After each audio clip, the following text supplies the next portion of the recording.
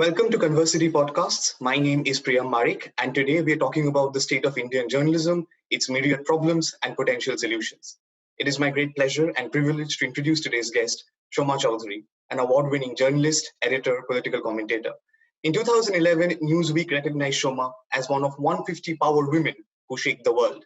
She has been co-founder and director of Algebra-The Arts and Ideas Club, which has an extensive array of enriching conversations. She has been co-founder and managing editor of Tehelka, a leading investigative news magazine. And most recently, she has been on her show Enquiry with a series of compelling interviews on the most seminal issues of our times. Besides being an illustrious journalist, Shoma is also a prolific public speaker and has addressed forums all across the world. Welcome, Shoma. We are delighted to have you with us today. Thank you so much, Priya. I'm really happy to be here. Great. So let's start the conversation. And my first question, I hope will contextualize whatever we are about to discuss, which is, according to you, what is the purpose of journalism today? And what are the basic principles that a journalist has to abide by? Well, the purpose of journalism today is the same as it's always been, which in my view is to really hold power accountable. It is to reflect, the spectrum of realities within which one lives in the most honest and factual way possible. But within that, there has to be a core sort of moral professional alignment. And I think that alignment has to be to the Constitution, because your primary job as a journalist is to uphold values of a Constitution and to expose wrongdoing.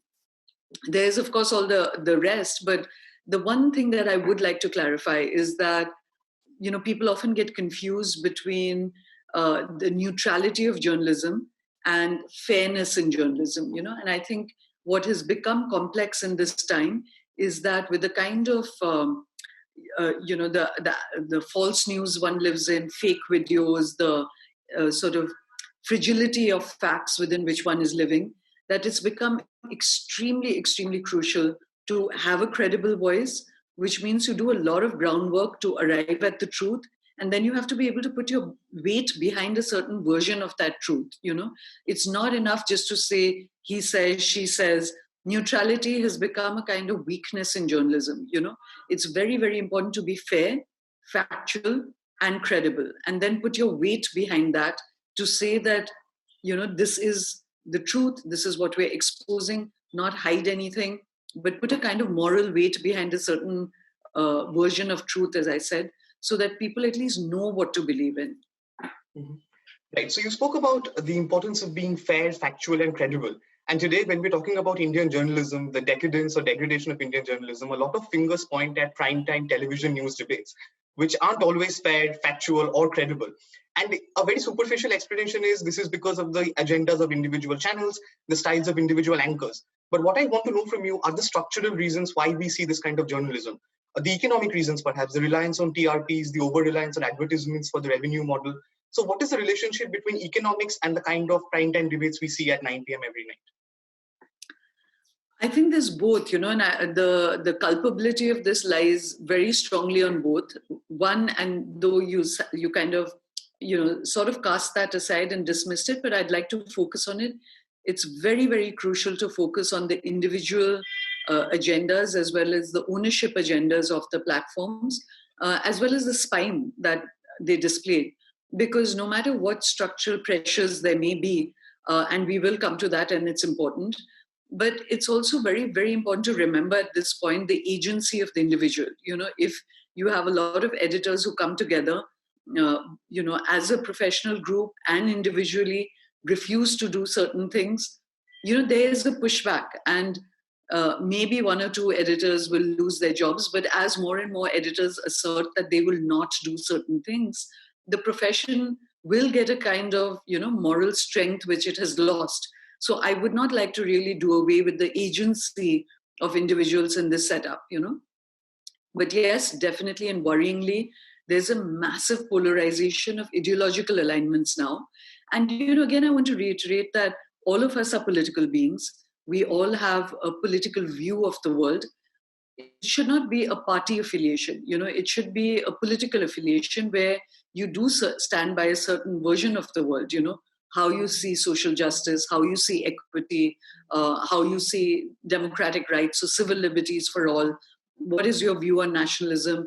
Those are definitely political views that editors hold. And so you may be right of center or left of center or centrist, and those are perfectly valid political positions to have.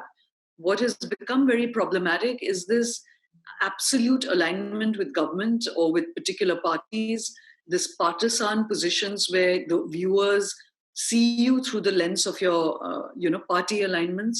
That is very damaging for journalism, and that's true of the ownership and it's true of the editors as well. Now, coming to the structural issues, there are massive economic reasons for why we are where we are at. There's also the sort of, talking of television, there's also the medium, and I'll come to both. Economically, yes, the audience is to blame. We are not paying enough to get the quality of news that we want. It's the only business in the world where the customer doesn't pay. You might pay small amounts, but you're definitely not paying the cost price of that product. And so you are entirely dependent on advertising or on government largesse. And so at its very structure, the purpose of that medium and the purpose of that profession has been corrupted, So while, and I always say this, one can be as critical as one wants of one's fraternity, but there are fantastic people in it. They're young journalists, they are good editors, there are very many good individuals working within the structure. But unless audiences are willing to pay, you're willing to pay 300 rupees, 500 rupees for a cup of coffee, but you're not willing to pay for intellectual property, So that's the heart of the matter, that we're not paying for the profession. And secondly is, what was the second point I made? There was the economic... Yes, we're talking about the sort of the structural issues that really influence this kind of journalism. And potentially the medium as well, the medium. Right. I remember. So there's this economic pressure. And then there's also the particular kind of, peculiarity of the medium, which is this urgency of the 24/7 to break it first, to do all of that. And that's where, again, I think a fraternity can pull back. The medium doesn't need to ride you. You can ride the medium. And you can actually make, especially in this kind of atmosphere, you can make a virtue out of grading your own news, so that if you are breaking it first, you should have a bar which says it's yellow or it's, amber or it's red, ratified, not verified, hearsay. You should be at least kind of grading your own news, if you're going to make speed the barometer. Because, we live in a very complex world, and you should be able to take a breath to even process the information you're getting. First, verifying. Secondly, for anchors or reporters to process that. What's happening right now is that their journey of discovery is a national spectacle. You know nothing about what's going on. Sushant Singh Rajput has just died. Your speculative journey towards the truth is a national spectacle. Was he killed? Was he not? Did someone murder him? Was Ria poisoning him? You've not done your due diligence. Your process of discovery is the news. That is a major, major, major problem in what's happening with television news now. Right. I will return to the point you raised about individual agendas of journalists. But one thing I want to carry on with the economic question is, do you then see a move to a subscription-based model as the solution to this? Do you think it's viable? In the West, we have seen big publications, for example, New York Times. If you want to read more than 3 articles, you need a subscription. In India, perhaps the closest example we see to that is News Laundry. But how viable do you see the subscription-based model for India? And what is the way we transition from where we are to this kind of a model? I think it's very viable and it should happen. Business Standard has done it. But also, I think that's where innovation is needed, because the whole beauty of the internet was the democratization of knowledge and information. And, that otherwise, again, there'll be a economic hierarchy to information, who can afford how much of the news. And I wouldn't want that to happen. I think what could be a very nice sort of midpoint is micro payment of articles, so that you don't have to pay for an entire publication that you're not reading. But if you micro pay very easily for a story that you're interested in, then everyone can actually feed out of many publications, young students who can't afford, and then they'll just get imprisoned into just maybe reading 1 or 2 sites. It's important. I think it's very important that For instance, I'm definitely not someone who, abides by the communal agenda, but I absolutely want to know what many right of center publications are saying, because I want to inhabit that world. I want to know what's driving them. Now, if I'm a student and I want to inhabit this entire universe of opinion, I may not be able to pay for it. So micropayment, I feel, would be a very good medium position. Absolutely. And I think that will also enable journalists working in specific beats to be more empowered to come up more in terms of how they do their coverage. But going back to the individual agendas of journalists, and I have to speak about, I think, your connection was a little wobbly, I think, for a moment. But anyway, coming back to the individual agendas of journalists, I need to speak about Arnab Goswami and more specifically what has happened earlier this month. So we all know that he was arrested and then released on charges of abetment to suicide. Couple of questions regarding this. First is, do you believe that his arrest was motivated by political vendetta? And secondly, were you surprised by the alacrity with which the Supreme Court acted on his specific case, given that there are so many other similar or cases where journalists are pending bail, they are lying in jails? So what was your take on both those accounts? Yeah. Well, definitely, the case against him and the way it was played out is definitely a political game, and it was vendetta. There were many games going on between the center and the state, between him and the state, between Bihar elections and them wanting to foreground Sushant Singh Rajput's story, his allegations against the Mumbai police. He was not only a victim of that game, he was very much a participant of that game as well. But that said and done, definitely the case smacked of vendetta. The timing and the manner was not very kosher. But I'll make a couple of points there. One is that I genuinely don't think of Arnab Goswami as a issue of freedom of the press, because he has violated so many principles of basic professional conduct as a journalist that I believe he has every right and every access to a fair play in law, because all citizens have access to that and should have access to that. There should not be vendetta or manipulation of the law or police playing out a government agenda on any citizen, whether it's a street vendor or a prostitute or a very well-known television personality. So by that right, he should have had absolute access to the freedom and fairness of the law, which he didn't. It didn't seem like that. But as many people have made it a freedom of press issue, I don't think he qualifies for that, because every day of his given life as a professional, he sits there putting out false news, he makes accusation the evidence. He runs hashtags on people, he's defaming people. And many people don't have recourse to get back at him. And, there are a lot of times when these are really unverified things, or as I said earlier, it's a story in progress. And, there are times when he's really verging on inciting hatred and violence. And it's one thing to, you don't like his style, that's fine, that's his style. But I'm talking about the substance. I think substantively, there are many times when he has not played by the rules of journalism in just putting out evidence-based allegations against people, right? So in that sense, I feel that you cannot inhabit, just because you're a press person, that you should have immunities which don't pertain to the rights of everyone else, So you can't defame people all the time and then claim the immunity of a journalist. So I don't think that it's a freedom of press issue on that count, or freedom of speech for that matter. People are very confused about freedom of speech. I'm a freedom of speech fundamentalist, absolutist. I do believe you have the right to even incite, hatred itself is a very difficult concept, because somebody's hatred is someone else's justice, right? But my simple point is, you cannot incite violence and bodily harm, and you cannot put out false facts and make accusation evidence. These are things which are very verifiable. These are not in gray areas of you feel this or someone else feels that. These are verifiable things. And that then those are the restrictions on freedom of speech, And I think those are violated quite often now in the media. Now, to come to the point you said about the Supreme Court, without a doubt, this is again about institutions bending, depending on your place in society, And that's exactly what I said, that I don't like Arnab Goswami, but I would stand by his right to get free access to the law, and fair access to the law. But that's not happening for many, many other people, habeas corpuses for journalists in Kashmir have been postponed. There are others, like you mentioned, there are many journalists in jail with UAPA and with sedition. The court is not hearing them.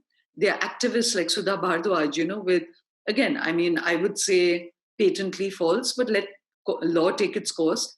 But should they not get a bail hearing? I mean, all of this for the Supreme Court not to be seen to be fair or to be deemed to be fair is a big blow to the system, because that's your last port of call. You can be angry with the media, you can be angry with the government, you can be angry with the lower courts.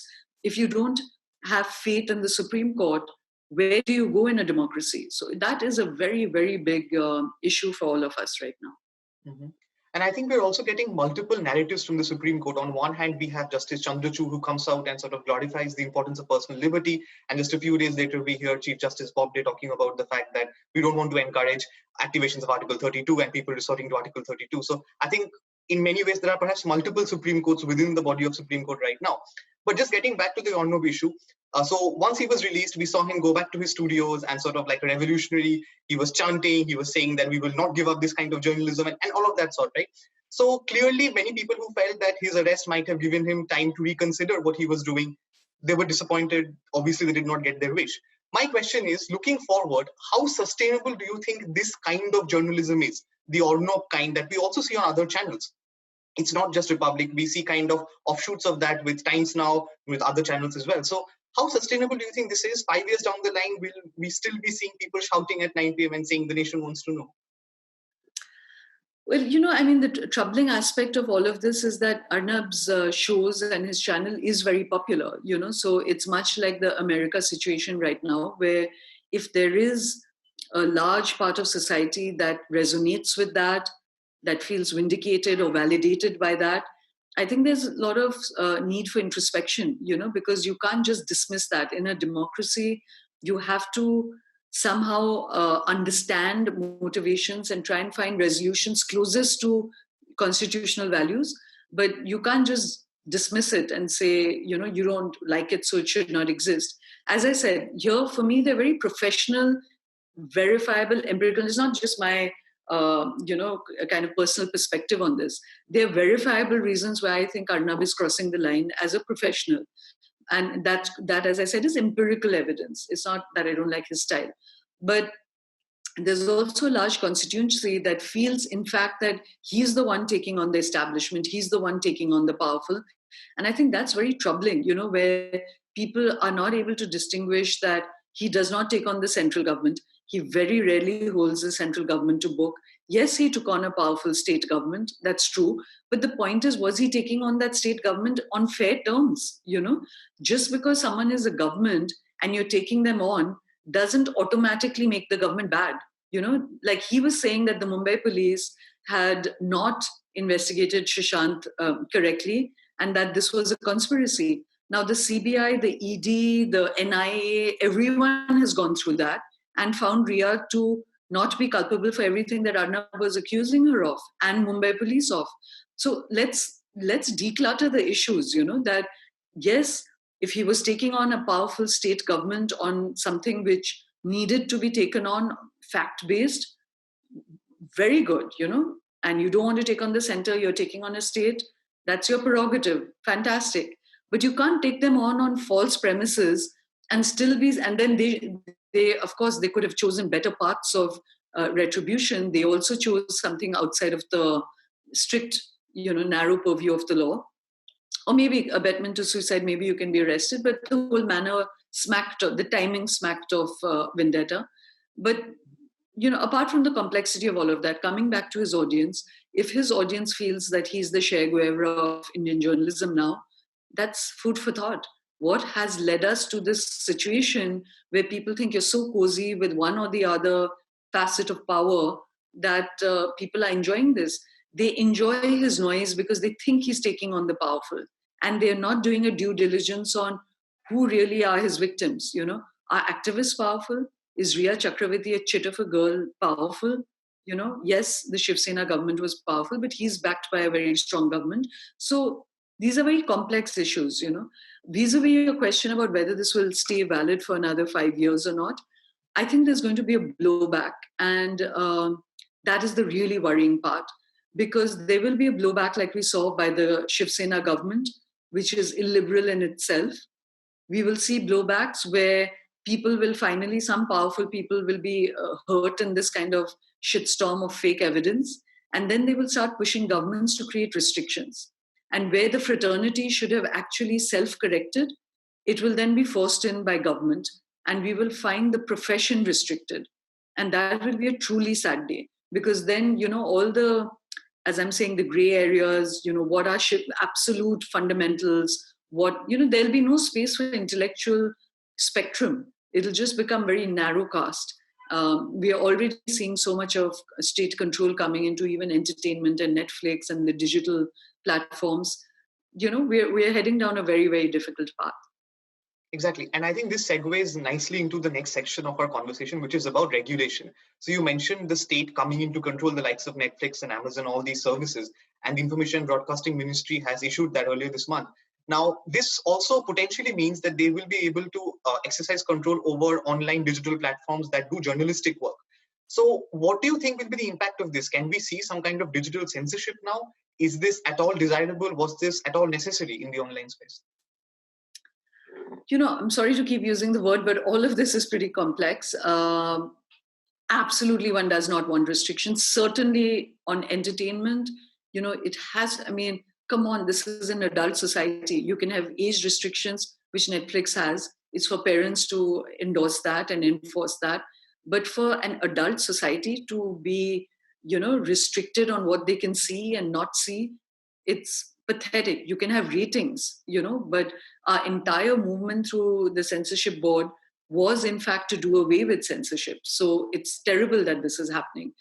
Insofar as news goes, and I come back to, it is so important for the news fraternity to get back to basics and define what is the profession, what are the, non-negotiables about this profession. And that is, as I go back, factual, credible, and fair. You can have political positions, you can have political affiliations, but for it to have become so partisan that people actually live in alternative realities and you can put out fake, like you are literally day in and day out fudging videos, you are, putting out fake allegations, you are hiding behind the fact that you're press, so there should be no defamation suits and there should be no restrictions. This is a recipe for disaster, because the more people you unfairly hurt, they have a right too, they have civil liberties too. So that pushback, and the government will use that as a fig leaf. You've already had the Supreme Court chastise, in fact, Arnab Goswami, and on the Tablighi Jamaat case, actually chastising pretty much all of the television fraternity for the extremely polarizing and unfair coverage that was done of the Tablighi Jamaat in the COVID context. So those will be used as reasons. If you're going to be irresponsible, someone else will become responsible for you, and that's going to be, as I said already, a recipe for disaster. In fact, the digital platforms are doing some of the better journalism, more fact-based. You have wonderful fact checkers, Pratik Sinha's Alt News. There are others who are doing fantastic work, and very difficult work in this time. Difficult to get audiences for that kind of work. So the more restrictions that come in, it's bad news, but that is going to come in unless the fraternity self-corrects. And then secondly is the whole platform. So there's a whole push now on Facebook and YouTube, after the whole Cambridge Analytica scam. They too are under a lot of pressures from governments across the world and from public opinion to also fact check, not allow dissemination, quick dissemination of news and stuff. So their algorithms are becoming very restrictive as well, Mm-hmm. And so sadly, as I said earlier, the beauty of the net, which was the democratization of information and knowledge, is getting restricted. And some of the bad actions, of course, have been amplified. The attempt is to reduce that bad action, but even the good is going to get restricted by that. Right. So you spoke about self-correction measures from the industry itself, the journalism industry itself. Do you think that there is a need for a regulatory body that is impartial, independent, maybe comprises senior journalists who lay down certain standards? They do not go out and censor people, but lay down certain standards according to which all the entire industry works. Do you think that is necessary? It's very necessary, and in fact, there's been a lot of talk about this. When AP Shah was heading the Law Commission, he did a whole sort of consultation with media. He put out a report. I personally think that, the regulatory bodies are there, but they are almost optional. I don't think it can be optional. It should be a non-governmental, autonomous, regulatory body, peopled by a mix of civil society as well as professionals, ombudsman. But it should be mandatory that you belong to that. If you're going to call yourself a news outlet, if you're going to have any of the privileges of a news outlet, whether digital, TV, or print, you need to belong to a regulatory body by mandate. And when you do, it should have teeth. The teeth is not about censorship. The teeth is about some rules of play, which is that if you're found that you have falsely accused someone, you have put out a defamatory story, there has to be, you are getting the freedom 24/7 to say Shashi Tharoor is a murderer, or that Riya is a poisoner, or that she is abetted suicide. When it is found out that you were wrong, I think it should be mandatory for that channel to, for a certain amount of time, in a certain prominence, put out that we got this story wrong. Because all of this is about public reputation and public lives, So when you have the privilege to sit on a pedestal and damage someone else, you have to be accountable. So I think that is at the very basic, that should be mandated. And if you don't do that, there should be fines, or you lose your license, or you are blacked out for a couple of days, so that some amount of enforcement of that has to be available. And like I'm saying, that's only fair. I'm not saying that, you're hauled up in court or whatever, but at least opinion for opinion, you put that out, that you were wrong. I think equally, when you're wrong on a story, there should be maybe a ticker that all other TV channels also carry, saying this story was wrong, or papers put out, so just in the corrective of people's lives, they should have recourse to that, because not everybody has recourse. I mean, the media gets very upset when there are defamation suits. I feel it's fair. People should at least have that recourse against the media. But many people don't, because it's expensive, it's time consuming. Many people won't have that. So these are basics that I feel should be there. You have to be a mandatory member, and you have to have mandatory recourse when you have got something wrong, which, is fair to the person you have wronged. Yes, absolutely. And I think somewhere down the line, the media has to own up to the fact that the degree of the mistake must be equalized by the degree of the apology or the acknowledgement. Sometimes we see even in print media where the error is on the front page, and then the corrigendum comes in a small corner of the 5th page that nobody's going to read. So let me shift gears slightly. Now, what I want to know is the nature of political pressure in journalism. So while you were at Tehelka, you were responsible for breaking some of the biggest stories in the country, which obviously affected people in the corridors of power. Now, how does political pressure come in? I mean, obviously, there must have been communication from political parties or individual politicians, maybe about censoring certain stories or ensuring that certain stories did not progress. So does it happen more explicitly? So they call up and tell you that don't run this? Or is it more implicit? Is it more subtle? Is it sort of more exercising soft power? How does that work? I guess the whole spectrum works. At Tehelka, I have to say the 13 years that it existed, at least to my knowledge, and I was the managing editor for many years, I was the founding member. To my knowledge, we did not succumb to any political pressure, and as I said, to my knowledge, because I can't vouch for every decision that was taken there. But to my knowledge, there was none. There was no big story that we held back based on political pressure. And, there was, the story of what Tehelka went through after our first investigation on defense procurement, we were shut down, and we were put in that inquiry of commission for 2.5 years. The company almost shut down. The entire team was disbanded.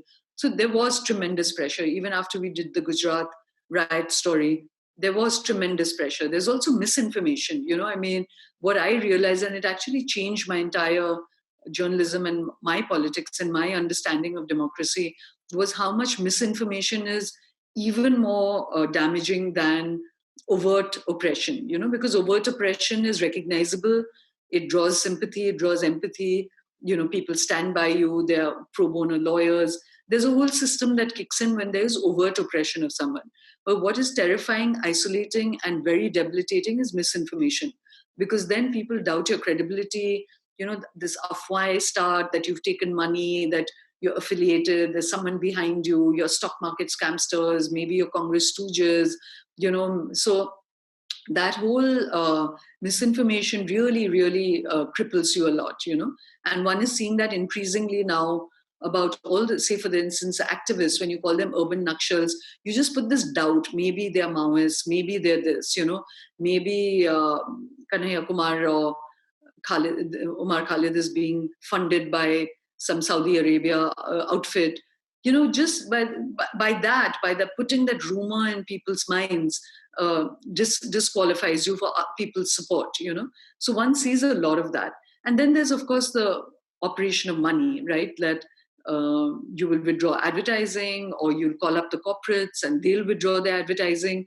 So there's self-censorship. You don't want to do that because you have, the larger organizations like Tehelka was a small, tight organization, very idealistic journalists, people are willing to, of course, you had to pay salaries. Tarun took a lot of hits on those counts. It was a difficult thing for him to pull off. But for the larger organizations, they have other constraints, which is that they have big teams, they have to pay salaries. So it's not an easy line to walk by a long shot. And definitely, I mean, particular governments more so than others do call up editors. They specifically ask for stories to be removed. Or again, because television news is so dependent on getting FaceTime with leaders, that itself is a restriction. And one must be very fair to the TV guys that they work under a lot of pressure as well. That if you don't have visuals, you don't have a story. So if people just will take away your right to interview them, So many media outfits, even say journalists like us, have been sidelined because if the BJP doesn't give you an interview, you automatically look Congress, Like for instance, speaking for myself, I would love to have more right of center people on my show. But the point is that they have to get central permission and, they only speak to people that they are comfortable with. So automatically you are typecast and sidelined or seen as, close to Congress or whatever. So there are just too many levels at which that operates. Yes. I think even with Algebra, you kind of faced that problem where there were very few BJP politicians or sitting members of parliament who were willing to come. And on the few occasions that they did, maybe the conversations were perhaps more stimulating. Like I personally felt that your conversations with Subramanian Swamy, with sort of different political ideologies, was far more stimulating than somebody with whom perhaps you would agree with. But Exactly. I'll get to my, yes. Let me tell you how this operates. Even someone like Swami, who's, a friend and also someone I intellectually disagree with a lot, but as you said, one enjoys having a debate with him.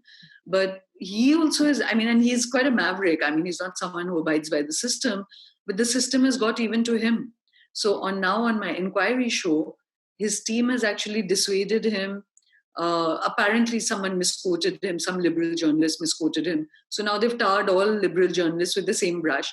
And Swami, who's come 3 times on my shows earlier, actually hesitates now because his team is so opposed to it, So it just is functioning at too many worrying levels. Yeah. Mm-hmm.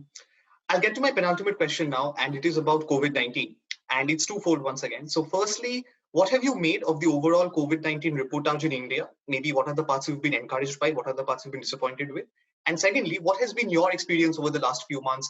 How has that changed the way you work? How has that changed potentially your outlook on what are the kinds of stories that need to be covered? And what has been the impact of the last few months on yourself? So the coverage, it's, the fact that when the migrant crisis was happening, you had very few journalists who were actually out there, really mapping that story, I guess is again a constraint. I don't want to be too critical of that because people were in a deep bind, and because it's potentially a fatal disease, which editor can take that call, on the behalf of a reporter that you go out there and expose yourself to it. So difficult, overall, I think reporting was fairly good. I think on the Tablighi Jamaat, it was extremely culpable. It was communalized. It was, after that, you had many other super spreader groups. You had temple gatherings, you had festivals. And this is not just a Hindu-Muslim thing.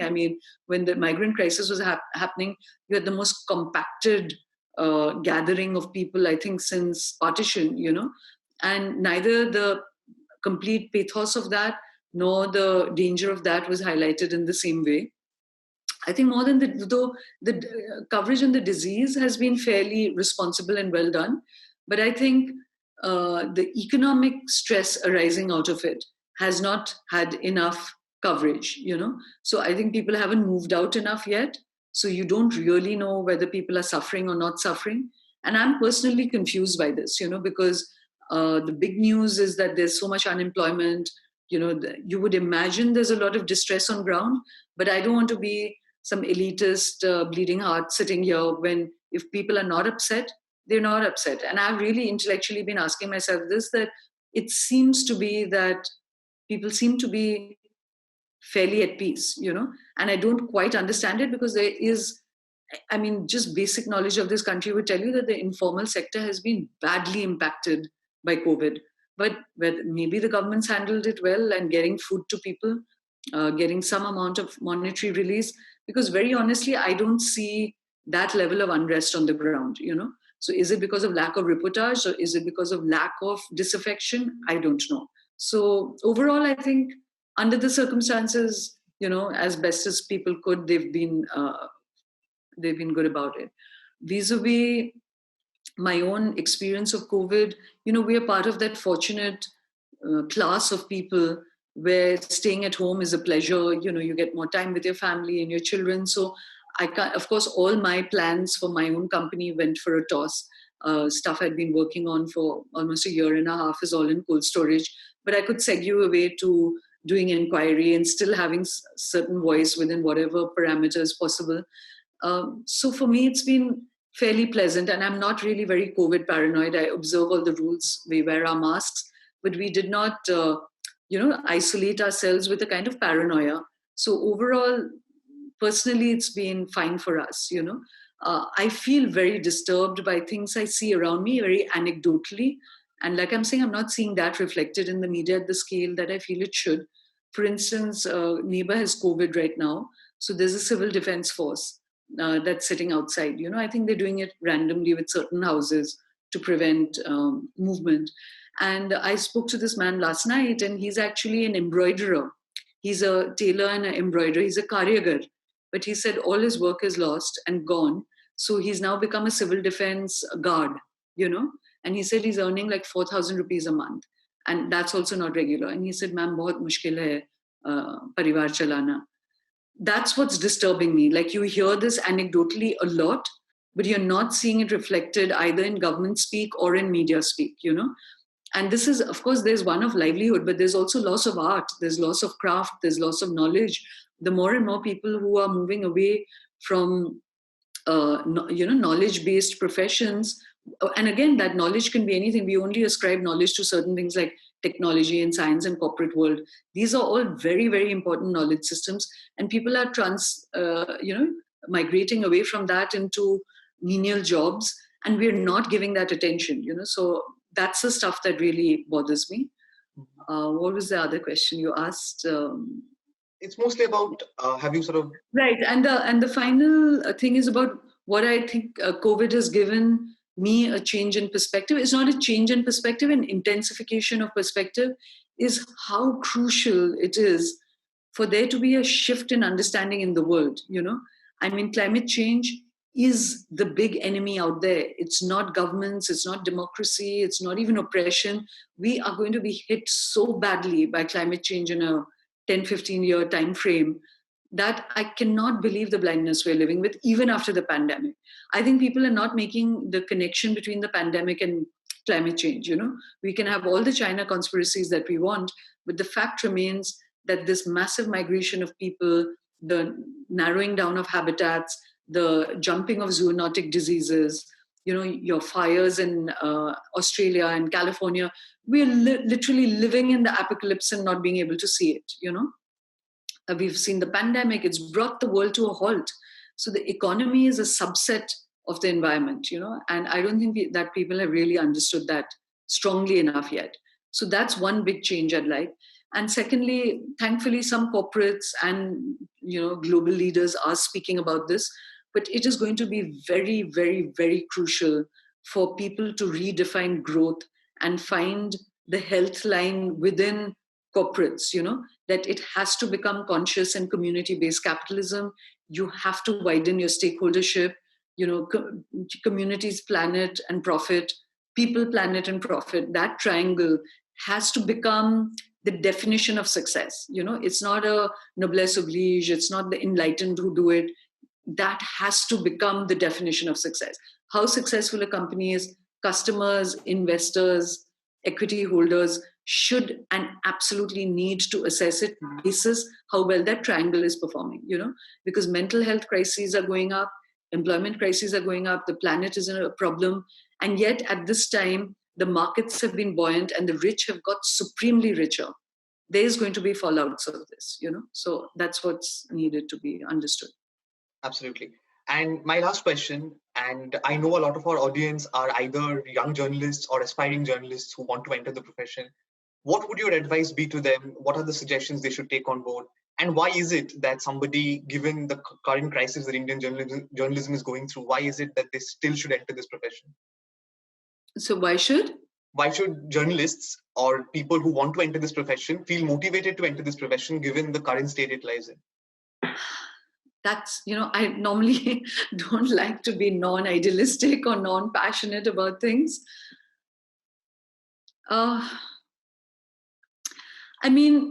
Why new generations of idealistic young people should join is because the world only renews itself through the young.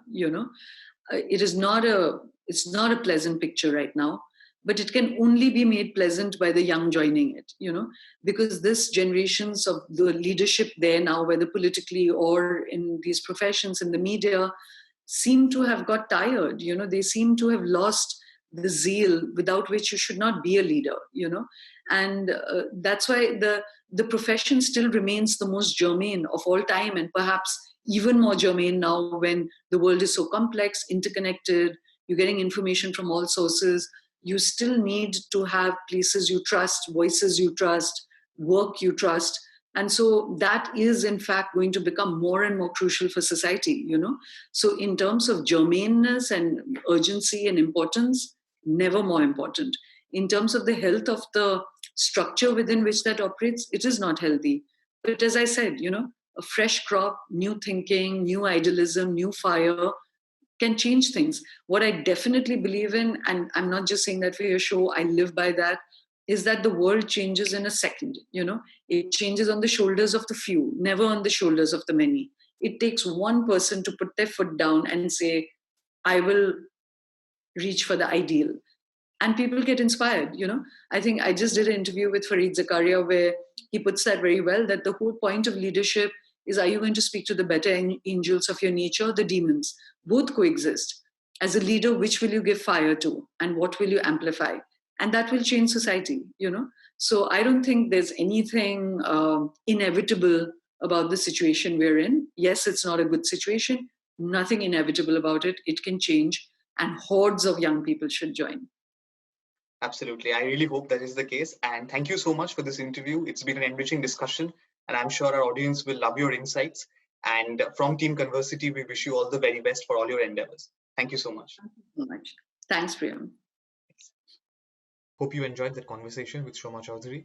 And if you like the video, do press the like button and do share it. If you want to stay updated with Converciti's latest work and all the latest videos, do subscribe to our channel and press the bell button for the latest updates. Till next time, with more stimulating conversations, stay safe and take care.